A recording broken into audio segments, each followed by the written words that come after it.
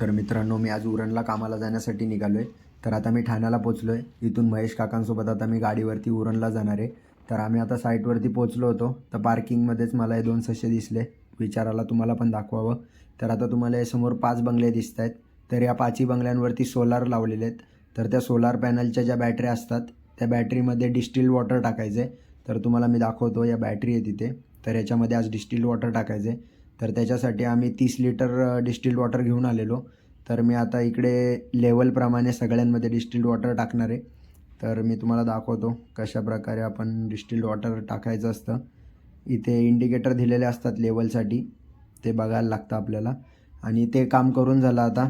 तर आता या गार्डनमध्ये लाईट लावायच्या आहेत. तर या लाईट आता मी गार्डनमध्ये लावणार आहे. तर गार्डनमध्ये आलो होतो लाईट लावायला. तर तेवढ्यात मला इथे बदक दिसले. तर दाखवतो तुम्हाला, हे बघा बदक. आणि आपलं काम झालेलं आहे इथे. लाईट लावून झाल्या, कनेक्शन वगैरे केलं होतं त्याचं सगळं. तर बोललो आता चालू करून चेक करूया. आम्ही अंडरग्राऊंड आधीच केबल टाकून ठेवली होती. आता फक्त वायरीचे कनेक्शन करायचे होते. तर सगळं काम आवरलं आणि बराच वेळ झालेला. तर आता विचार आला की सगळ्या लाईट एकदा चालू करून बघू रात्री कसे दिसतंय. तर एकदम मस्त असं गार्डन लाईटनी भरलेलं दिसतंय आपल्याला.